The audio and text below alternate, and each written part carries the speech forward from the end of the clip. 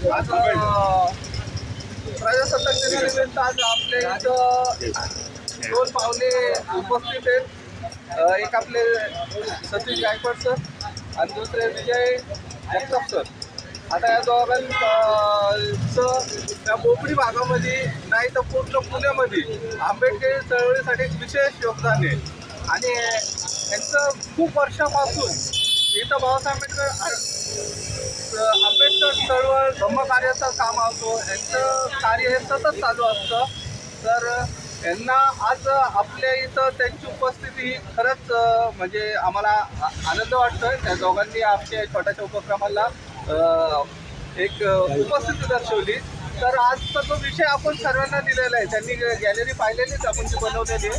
तर आजचा जो विषय आहे की भारतीय प्रजासत्ताक दिन, लोकशाही आणि भारतीय संविधान ह्याच्याबद्दल थोडक्यात जर तुम्हाला काय आजचं काय असावं म्हणजे ह्या तिन्ही गोष्टीची काय सांगू शकता। तर पहिलं मी सतीश गायकवाड सरांना सांगतो की त्यांनी दोन शब्द मांडावे की ही जी लोकशाही आहे ती आता काय आहे, कशा प्रकारात चाललेलं आहे, देशामध्ये लोकशाही प्रजासत्ताक दिन कशा प्रकारे चालवत राहिलेले, त्याच्याबद्दल त्यांची जय भीम।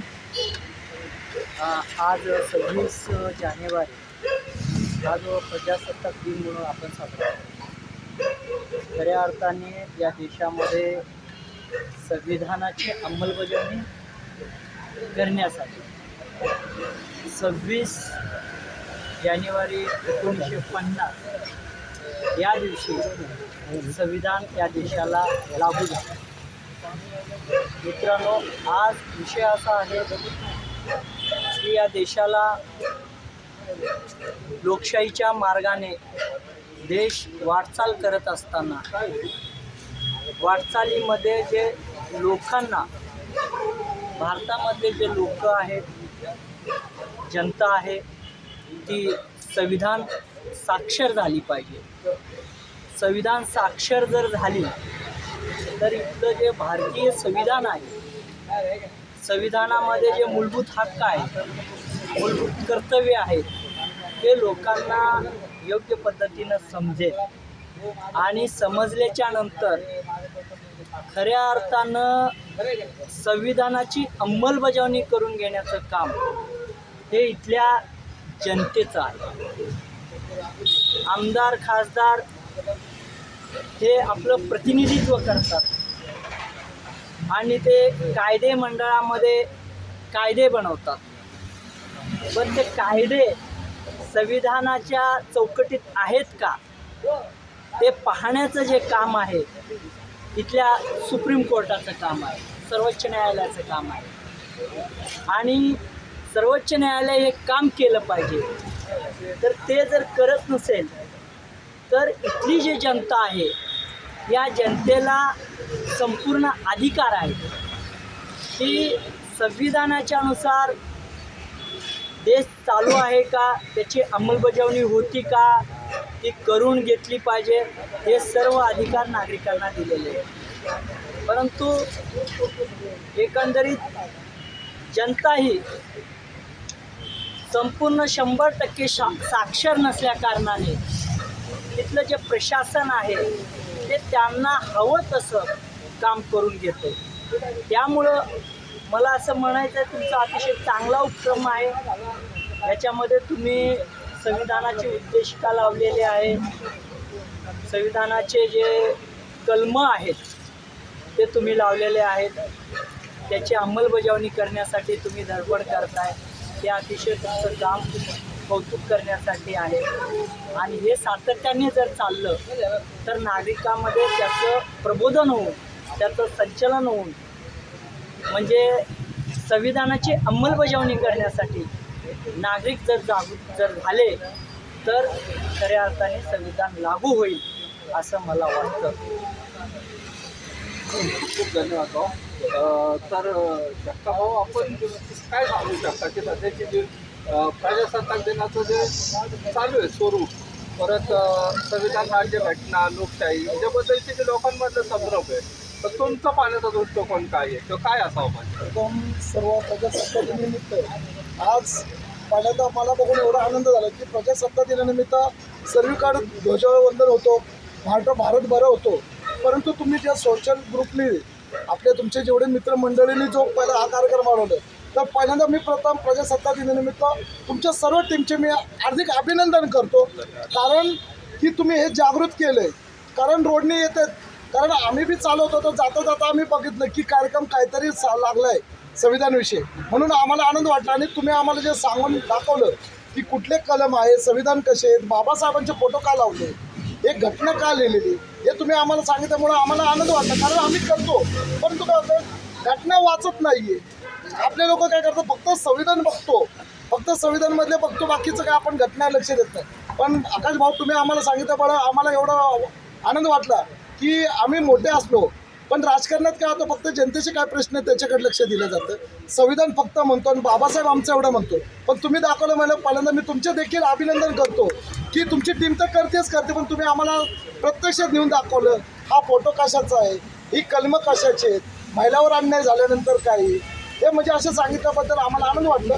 परंतु हे जे संविधानचं केलं, तर हे असे संविधान की RSS संघाने हे केल्यामुळं, हे राजकारणी नेते लोकांनी आल्यामुळं हे करतात की सर्वांना माहिती आहे संविधान कोणी बंद करू शकत नाही, कोणता मायकल नाही आहे, की सत्ता आमच्या बापाची आहे, सत्ता कोणाची आली तर ते कोणी चालत नाही आहे. हे असे जसं भाजीचं सीझन येतं त्या पद्धतीने हे चालत राहतं, पण आमच्या बापाने तो संविधान दिले त्याला कोणी हात लावू शकत नाही. हे मनुवादी येत आहेत जात आहेत, पण बापाच्या नादी लागल तर हे अख्खं राज्यभर पेटल्याशिवाय राहणार नाही. हे इलेक्शन पुरतं आणि सर्वांना माहीत आहे की मशीन सेटिंग आहे, त्याच्यामुळे आपण तिथे फुकट कोणाला तरी वाढवायचं हे माझे योग्य नाही. आपण जो कार्यक्रम बनवला, हे कार्यक्रम असं राहून द्या, तुम्ही आम्हाला बोलवा, आम्ही सुद्धा येऊ. आणि हा इथं आज गार्डनच्या इथं घेतला तर हे अशा हार चौकात झालं. जसं आपलं आंबेडकर चौक आहे, आपण पुतळं बसवतो, पण हे आंबेडकर चौक सगळ्या भागामध्ये केलं. चिखलवाडी मेन चौकामध्ये म्हणजे एखादं पथनाट्य बोलून की तर ते एकदम असं की जागृत तुमच्यासारख्या, तुम्ही आमच्या भावासारखे हे जागृत करा अशी मला विनंती आहे. आणि त्याच्याबरोबर आम्ही बी सुद्धा सतीश भाऊ गायकवाड आहे, आमचे भाऊ सोनाने, सगळे आपले भाऊबंधू आहेत, आम्ही सर्व तुमच्याबरोबर आहे आणि असे जागृत व्हावं अशी विनंती करतो. मी इथं थांबवतो. जय भीम, नमो बुद्धाय. 2 मिनटं. महेश, आता आपण सर्व इथं जे जमलेले आहेत, सर्व आंबेडकरी विचाराचे खूप वर्षानुवर्ष काम करतो, पण आज सर्वांना मी मला म्हणजे रिक्वेस्ट करून आपले भाऊ वगैरे समजून घ्या आणि आपण ही गोष्ट केली पाहिजे. तर त्यासाठी मी एक प्रश्न विचारतो हा, की आज बाबासाहेब आंबेडकरांनी आता कष्ट घेतले वगैरे, लोकांसमोर प्रश्न उभा केले, आपल्याला हक्क अधिकार मिळवून दिले, ते सगळं झालं. त्याच्यातून एक राज्यघटना तयार केली, ज्याच्यातून एक नियमावली झाली कोणी काय कसं वागावं. पण ह्याच्यासोबत तो सर्वात मोठा आपल्या अधिकार दिला तो लोकशाहीचा. लोकशाहीमुळे आज आपण आपला राजा निवडू शकतो, आपलं सरकार कसं चालवायचं सर्व आहे, आणि त्या सरकार चालवल्यानंतरच ते कायदे नियम अंमलबजावणीत आले जाते. पण कुठेतरी आता असं घडलेलं आहे की हा जो अधिकार होता लोकशाहीचा तो कशातून होता, तर निवडणूक प्रक्रियेतून. आणि निवडणूक प्रक्रिया ही कशावर राबवली जायची, तर पहिली बॅलेट पेपरवर होते. तर आता ही बॅलेट पेपरची जी निवडणूक प्रक्रिया होती ना, तर ह्याच्यामध्ये एक जी पारदर्शकता होती ती, त्याच्यावर आपल्याला एक विश्वासार्हता निर्माण झाली होती की त्याच्यात एक चांगलं बरोबर होतं. पण गेली काही वर्ष आपण जो बघतोय की जे EVM आणलेलं आहे आणि त्या EVMच्या माध्यमातून असं झालेलं आहे की शक्य ना अशक्य गोष्टी घडतात. आंबेडकरी चळवळी ना 1000-1500 जिथं म्हणजे बालेकिल्ले जर चळवळीच्या मानल्या जातात, तिथं आंबेडकरी चळवळीला 1000-1500 मतदान म्हणजे शोकांतिका पूर्णपणे काही याड्यात काढण्याचं लक्ष आहे, जे शक्यच नाही आहे.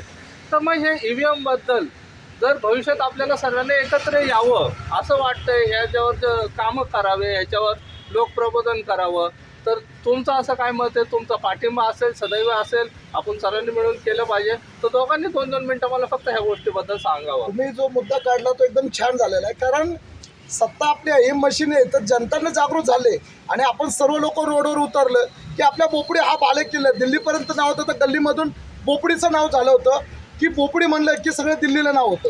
तर आपल्या पासून चालू केली की मशीन बंद केली, कारण वरचे नेते काय करतात की स्वतःच्या खुर्चीसाठी बघतायत, त्याच्यामुळे ते लोक नेते नाही. पण आपण जनता जागृत झाली तर नक्कीच मला वाटतं ते मशीन बंद पडेल आणि बॅलेट पेपर चालू होईल असं वाटतं. पण त्यासाठी आपण सर्व लोकांनी तुम्ही पुढाकार घ्यावा, आम्हाला आवाज द्या, आम्ही आपल्या रात्री तुमच्याबरोबर आहे आणि आपण मशाल करून रात्रीचं जल्लोष करू की बोपुडीपासून बाबासाहेबांना दापोडी की आपल्या तिथून पुत्रापासून अख्खा बोपुडी इथून जर मशाल मोर्चा काढला, जागृत केली तर ते आपलं नक्कीच यशस्वी येईल. कारण आपण नेते नाही, आम्ही भावकी म्हणून सर्वांनी एकत्र यावं. तुम्ही पुढाकार घ्या, त्याच्याबरोबर आमचा पण 100% पाठिंबा. आम्ही जनजागृती फाउंडेशन वतीने, आमच्या एकता मित्रमंडळाच्या वतीने आम्ही तुमच्या पाठीशी आदराद्र आहोत. मारा तुमच्याबरोबर आम्ही आहे. जय भाऊ लोकशाहीला मारक EVM आहे. तर त्या संदर्भामध्ये म्हणजे जगामध्ये जे आहे, जगातले जे देश आहेत त्या देशामध्ये EVM बंद आहे.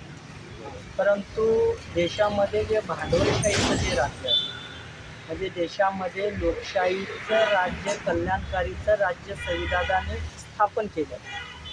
परंतु इथली जे ब्राह्मण व्यवस्था आहे, इथली जे भांडवलदार व्यवस्था आहे, त्या व्यवस्थेला कमीत कमी लोकांच्या हातामध्ये सत्ता ठेवण्यासाठी त्यांना EVMची गरज वाटते.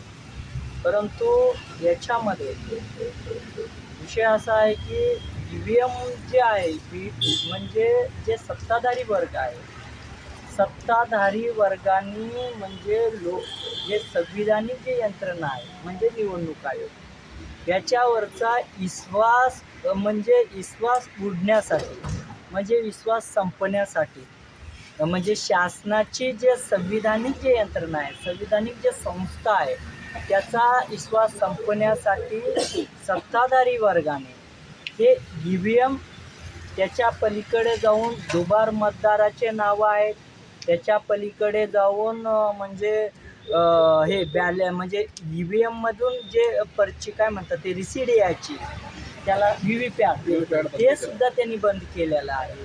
त्याच्या पलीकडे जाऊन त्यांनी पैसे जे वाटतात, पैसे वाटण्याचा कार्यक्रम त्यांनी घेतलेला आहे. परंतु म्हणजे शासनाची जी संस्था आहे, निवडणूक जे केंद्रीय निवडणूक आयोग आहे, त्या लोकांना सर्व या गोष्टी माहिती. त्या पण आता हे जनतेमधून जर उठाव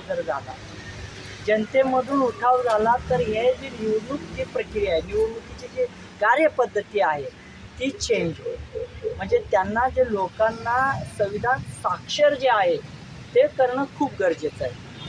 जर यंत्रणा चेंज झाली आणि तशा पद्धतीचे कायदे आले, समजा सरस पैसे वाटल्या जातात. पूर्वी काय होतं की काही ठराविक लोक पैसे घेऊन चालवायचे मंडळ वगैरे, पण आता पैसे हे घराघरापर्यंत येतात आणि हा सगळा डेटा शासनाकडे आहे. म्हणजे इलेक्ट्रॉनिक मीडियाच्या माध्यमातून, प्रिंट मीडियाच्या माध्यमातून.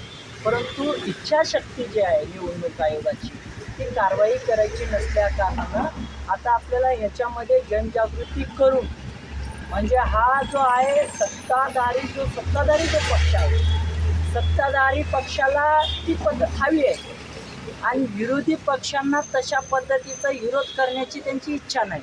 कारण विरोधी पक्षांना वाटतं की हे गेल्याच्या नंतर आम्ही आहोत. पण जनतेला जर EVMच्या विरोधात जर उठाव जर झालं आणि लोकांना जर आपण सांगायला लागलो तर हे बदलू शकतं. 10 वर्षामध्ये EVM हा विषय देशातून टोटल संपुष्टात येणार आहे. त्याच्यासाठी जनजागृती हवी आहे आणि ते लोकांना घरोघरी जाऊन ते सांगणं गरजेचं आहे की बाबा तुम्ही या विरोधामध्ये बोललं पाहिजे.